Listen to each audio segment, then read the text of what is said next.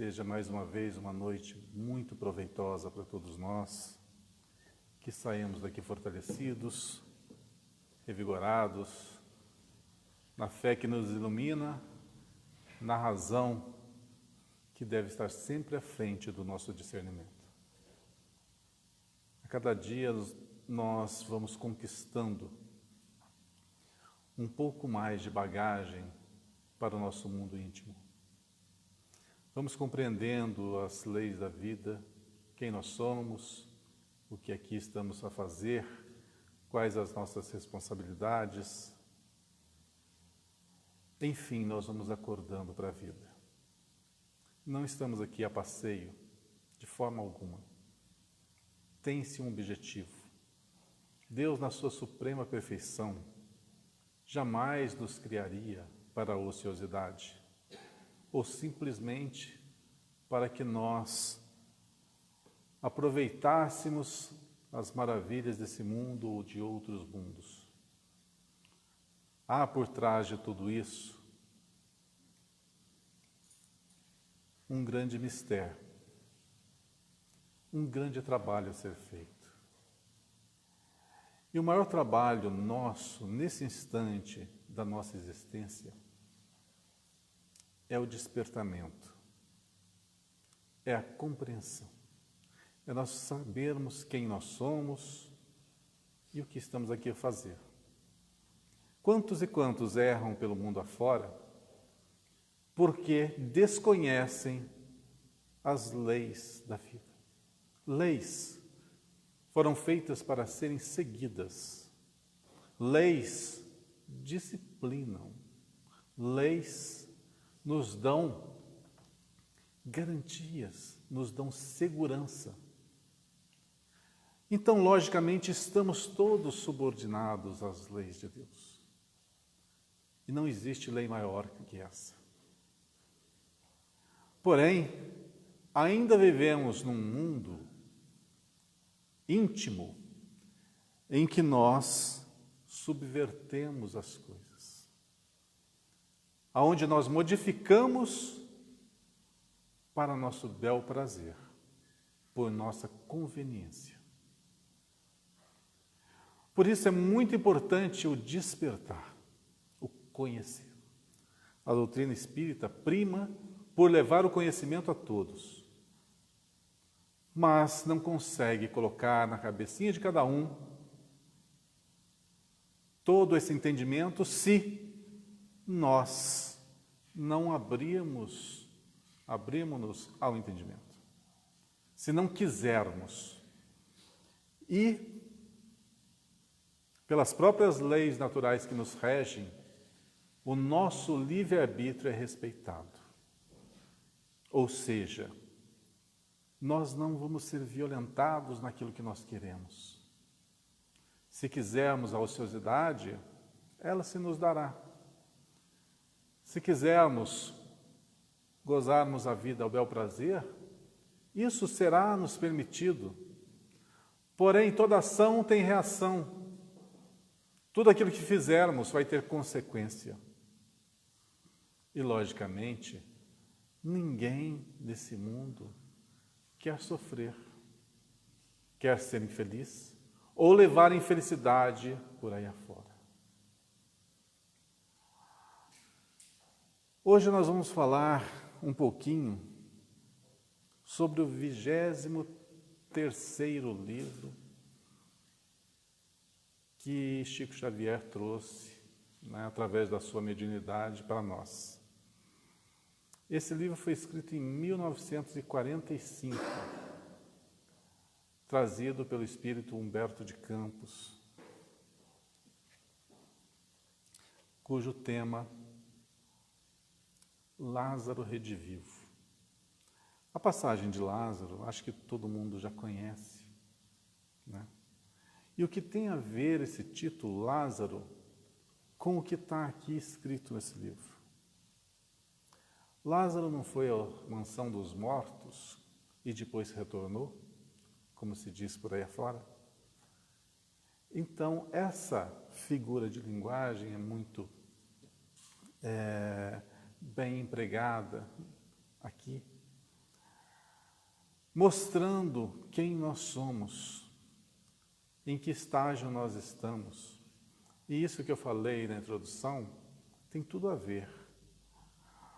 Porque nós estamos, particularmente, adormecidos ainda, ou mortos.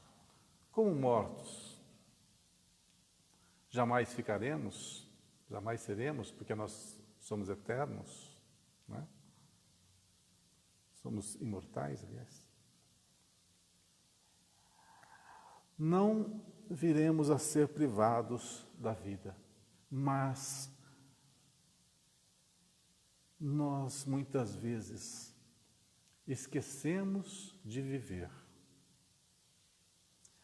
Passamos por esse mundo criticando a tudo, inclusive as leis que nos regem, as leis de Deus. Desconhecedores que somos, ainda criticamos. E ainda falamos que Deus é injusto, que tudo de errado acontece conosco, com o próximo acontece tudo de bom. Mostrando a nossa ingenuidade no trato com a vida. E esse livro tem o condão de nos despertar. E eu escolhi, logicamente não dá para se fazer uma ilustração de tudo que está aqui. Eu escolhi o 8º capítulo para a gente falar algumas coisinhas só sobre ele. Algumas frases ali contidas. O capítulo chama-se Conquista e Liberdade. Vamos começar pelo título, Conquista. Conquistar é quando nós nos esforçamos para um objetivo. Nós trabalhamos, lutamos, perseveramos e conquistamos. E o que nós estamos a conquistar aqui nesse plano Terra?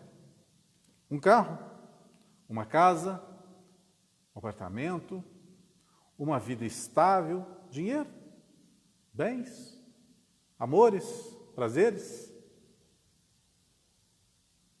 Ou um misto de tudo isso? A grande maioria das pessoas se satisfazem com esses itens que eu falei. Com alguns, com todos, mas esquecem-se de uma coisa muito importante. Que nós viemos a esse mundo solitários,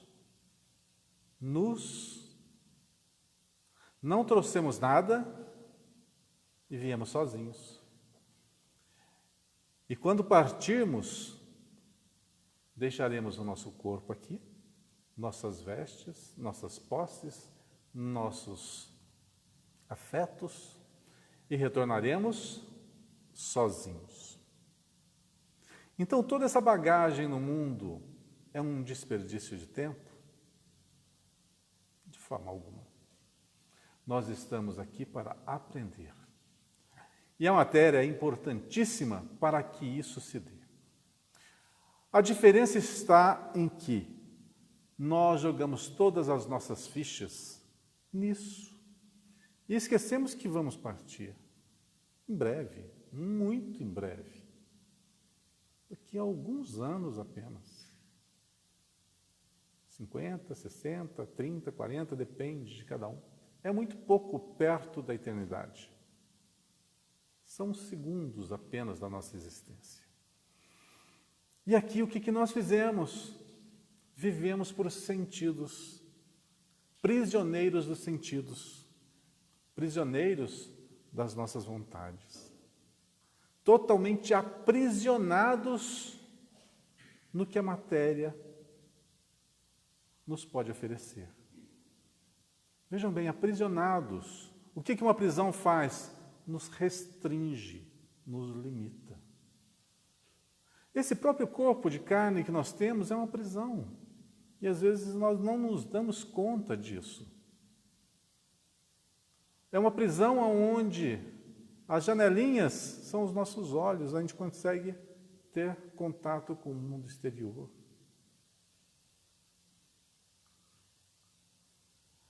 Esse corpo pesado, temos que arrastá-lo por aí afora. Temos que dar uma manutenção incrível nele o dia inteiro, a todo instante. Dá-nos muito trabalho. E esse trabalho necessário faz com que nós nos esforcemos. Então, a vida física, ela é, sim, um processo de evolução. Mas e a vida espiritual? Será que nós não nos esquecemos que ela existe?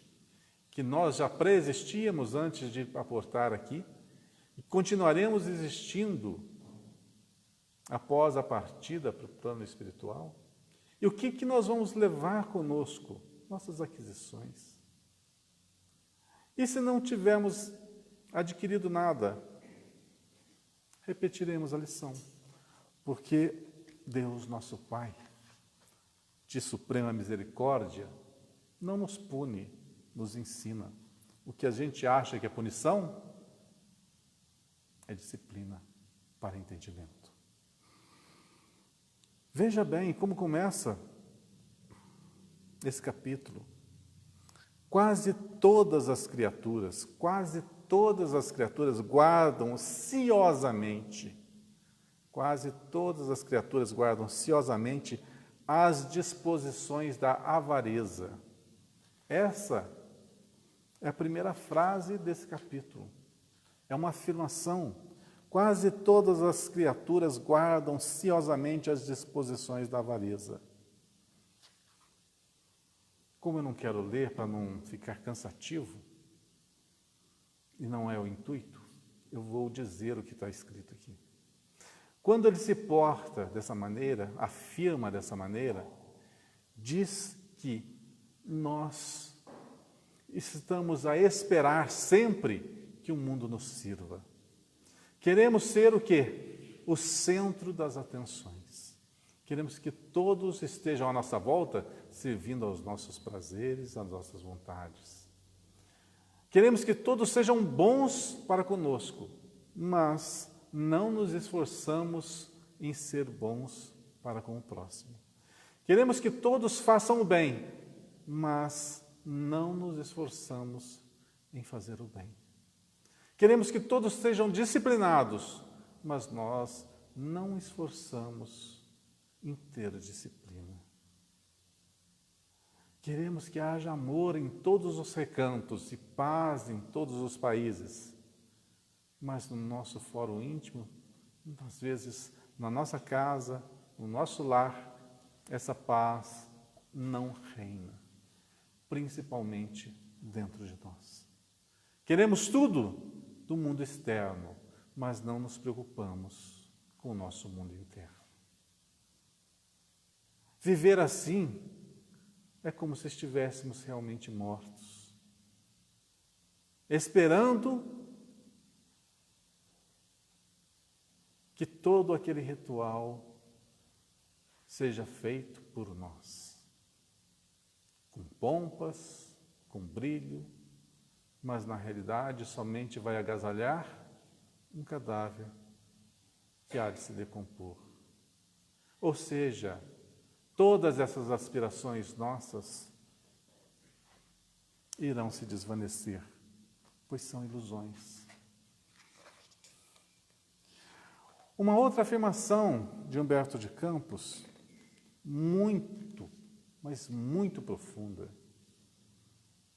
sobre quem nós somos, eu acho que uma das definições mais belas que eu já vi sobre nós é essa aqui. Bela e dura, extremamente realista. Minúsculos sóis revestidos de lama, quase todos os espíritos encarnados exigem satélites para sua órbita. Vou repetir para ficar bem claro, bem gravado em nosso íntimo. Minúsculos sóis revestidos de lama, quase todos os espíritos encarnados exigem satélites para a sua órbita. minúsculos sóis, porque é o que realmente nós somos. Nós somos a centelha divina, que ao decorrer dos séculos, milênios, há de adquirir todo o seu fulgor. Mas essa aquisição só se dará pelo esforço individual de cada um. As possibilidades são nos dadas com beleza, com justiça, com perfeição, que é esse mundo. Esse mundo paradisíaco que vivemos, que nos dá tantas possibilidades, mas que infelizmente nós, na nossa avareza, conseguimos fazer desse mundo o que nós estamos vendo nos dias atuais. Já foi pior? Já foi muito pior mesmo. E nós estamos a caminho desse resplendor, desse fulgor. Mas ainda estamos revestidos de lama. E o que seriam essa lama? Seria a nossa vaidade, nossa avareza, nosso orgulho, nossas imperfeições, que fazem com que não vejamos o semelhante como irmão, e sim como um figurante da vida, a dar brilho a essa peça teatral que vivemos. Os outros são apenas os outros. E tal se dá devido à nossa evolução, que ainda é muito primitiva. Estamos nos estágios iniciais da nossa evolução, do nosso despertamento. Tanto é que nós mal sabemos, estou falando a nível de toda a humanidade, mal sabemos quem nós somos, que somos espíritos imortais, que vamos viver inúmeras vidas, que não vamos morrer nunca. Esse é o básico do básico. E as pessoas não sabem, desconhecem. Não preciso ir a países subdesenvolvidos, com culturas ainda primitivas, métodos de avaliação primitivos. Estamos falando do nosso país, da nossa cidade, no nosso estado. As pessoas que estão à nossa volta estão dormindo ainda para o que são, para o que fazem, para o que pensam, para como agem. E por que não retira essa lama para fazer brilhar a luz de cada um que jaz dentro? Porque não querem se esforçar. Esse é o real motivo, não se esforçam. Nós não nos esforçamos o suficiente. Quantas vezes paramos para ler? Poucas. E por que não lemos? Porque isso aqui nada mais é o contato com as ideias de outra pessoa. Isso é interação, a leitura é interação. Se não queremos ler, por que não dialogamos com pessoas que sabem um pouquinho mais do que nós? Para que possamos absorver uma gama maior de conhecimento.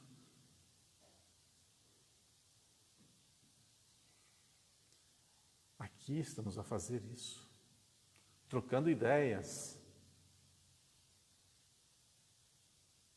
mostrando novos ângulos, tentando despertar aqui e acolá.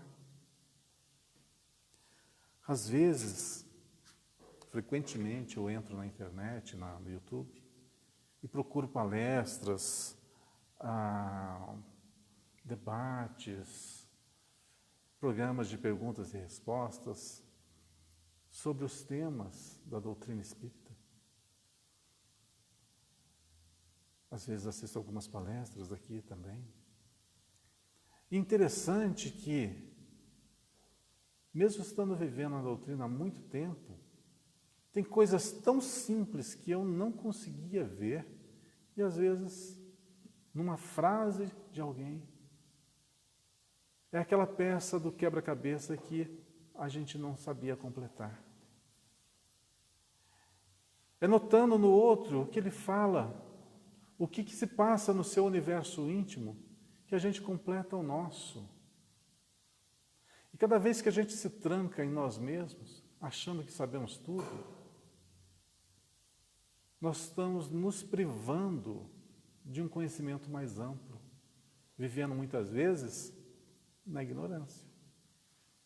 A ignorância que nada mais é do que desconhecimento. Geralmente, quando alguém nos chama de ignorante, a gente acha ofensivo, né? Nossa, por que a pessoa me ofendeu? Eu não sou ignorante. Ignorante é uma pessoa que apenas ignora, desconhece. E nós não sabemos tudo. Aliás, estamos muito, mas muito longe de saber tudo. Principalmente das coisas espirituais, cujo véu foi só uma pontinha levantado para que nós enxergássemos. Imagina se levantasse todo o véu. Teríamos condições de compreender tudo? Não teríamos. O pouco que já foi levantado, a gente, da doutrina espírita, às vezes, duvida. Imagine toda a verdade. O fato é que nós precisamos avançar. Avançar sempre. Pois nós somos, como Humberto de Campos diz aqui, nós somos esses sóis. Fomos feitos para brilhar. E só depende da gente.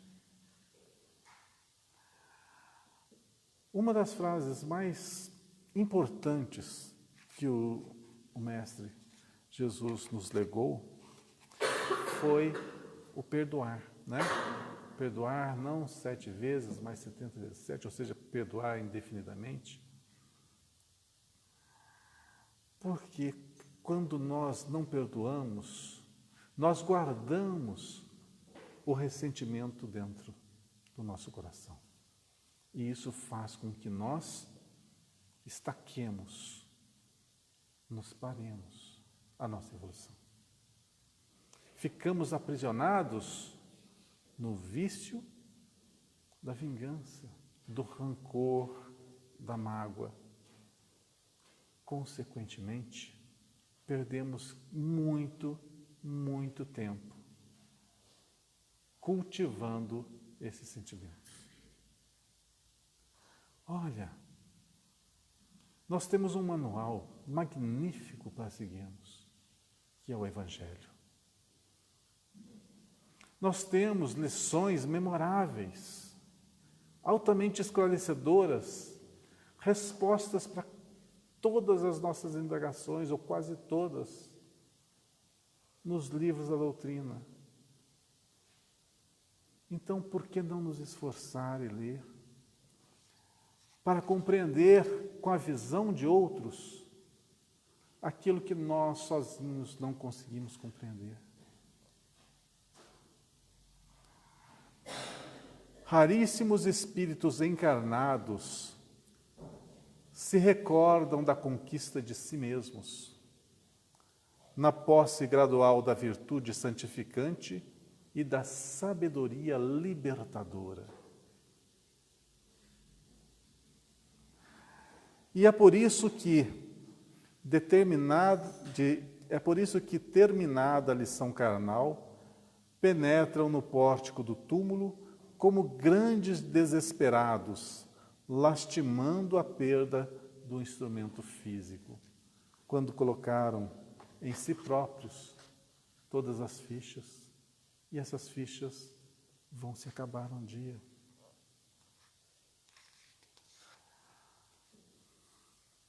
No supremo instante da morte, quando nos sitiam as armas invisíveis da realidade, ai daqueles que não puderem repetir a inesquecível informação do filósofo aos companheiros em desesperação. A ignorância estabelece o cativeiro, mas a sabedoria oferece a liberdade. Veja só, a ignorância estabelece o cativeiro, mas a sabedoria oferece a liberdade. Como termos liberdade ampla se as nossas ações são malfazejas? Como que nós vamos ter liberdade ampla se estamos a semear dores, espinhos, dificuldades na vida do próximo? Vamos estar limitados, aprisionados na nossa própria ilusão em nós mesmos.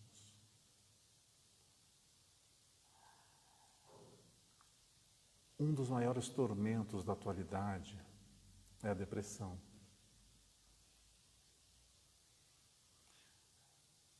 Será que nós já paramos para entender o que ela é? Que ela é uma doença do espírito. Do espírito que se desiludiu. Do espírito que não consegue conviver com a culpa, mesmo que inconscientemente, pelo pretérito materialista que vivenciou, pelos enganos tão grandiosos que traz na bagagem espiritual. Quantas vezes nós não paramos e não nos sentimos também deprimidos, mesmo que não tenhamos a depressão como a gente vê por aí afora? Mas será que nós já não notamos alguns fragmentos dessa doença em nosso ser? Ou nós acordamos alegres, vivemos os dias alegres e vamos dormir satisfeitos? Já paramos para pensar, fazer uma contabilidade do nosso sentimento para saber qual que é a saúde do nosso espírito? Quantas vezes nós reclamamos e quantas vezes nós sorrimos? Quantas vezes nós xingamos e quantas vezes nós abraçamos? Quantas vezes nós nos sentimos entusiasmados? Quantas vezes nós nos sentimos desanimados? Fizemos essa contabilidade. Se a parte negativa estiver presente em grande gama, em grande espaço de tempo da nossa vida, é sinal que nós estamos rumo à enfermidade do espírito. É necessário acordar. Isso que eu estou falando, para nós todos, inclusive para mim mesmo, é de extrema importância. Porque todos nós aqui queremos ser felizes. Queremos acordar radiantes e dormir assim também. Queremos olhar nos olhos do próximo e ver o brilho do amor, da felicidade, da amizade. E não a dureza das dores, da doença, do desânimo ou da depressão. Queremos a felicidade, almejamos por ela, ansiamos por ela, e é tudo que o ser humano gostaria de obter. Naquela ânsia de conquistar o paraíso, para depois dessa vida física. Isso quer dizer que nosso maior desejo é a felicidade, é a estabilidade emocional. Mas isso só se dará com a nossa disciplina, com o nosso trabalho, com o nosso desempenho nessa vida.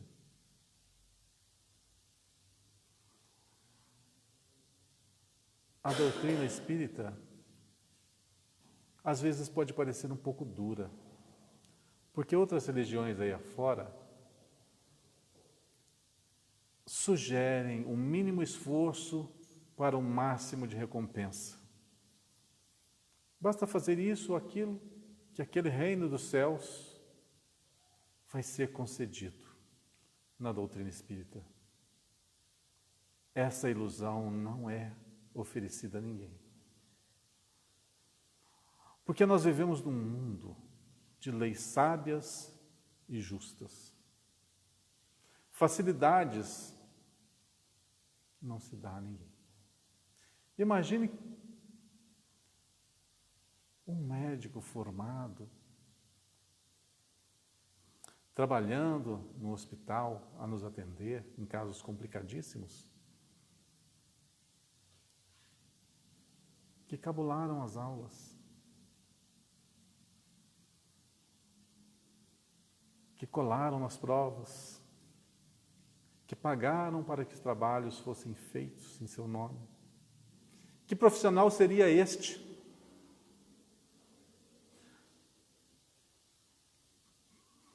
Que burlaram a lei. Com certeza não estariam preparados para o ofício da medicina. E nós estamos no mesmo contexto. Se quisermos facilidades, se não nos esforçarmos, se não conquistarmos o conhecimento por nosso esforço, se não abrirmos nossos olhos para compreender e continuarmos aprisionados aos sentidos que nos satisfazem temporariamente, estaremos iguais àqueles que tentaram cabular as aulas e sair com um diploma. É necessário esforço, sim. É necessário entendimento, sim. É necessário um refinamento dos sentimentos, sim. É necessário perdoar, sim. É necessário tolerar, sim. É necessário saber interagir, sim. É necessário respeitar ao próximo, sim. É necessário ter empatia, sim. É necessário espargir amor, sim. E estamos preparados para isso? Fizemos a nossa lição de casa? Aprendemos nas aulas da vida como deveríamos? Se não, como que vamos querer o diploma do paraíso sem termos feito as aulas necessárias? Gente, isso é realidade, é a nossa vida. Portanto, esforçar um pouquinho, compreender, ler, interagir, buscar, é tudo que nós precisamos. Já estamos despertos, agora basta disciplinar. Se queremos uma vida melhor a curto prazo, esforcemos o máximo possível agora. Porque a longo prazo é o caminho que nós, por tantos e tantos milênios, percorremos. Agora não é hora mais disso. Agora é hora de despertar, de perdoar, de compreender e de viver realmente o cristianismo em toda a sua profundidade. Essa é a hora. Aproveitemos essa hora. Aconselho a cada um ler esse livro. Aliás, dos 23 livros que eu já aportei aqui, já me referi, eu aconselho a ler todos. Meio difícil, né? É um grande trabalho. Mas, logicamente, esse vai ter um conteúdo filosófico importantíssimo para que nós possamos nortear o nosso pensamento, disciplinar as nossas vontades. Façam um teste. Leiam esse livro. Vejam como que você pensava antes de lê-lo e depois. Vejam como que o seu entendimento, a sua compreensão ficou depois de lê-lo. Tá? É nesse esforço que nós vamos melhorando a cada dia. Que Deus nos abençoe.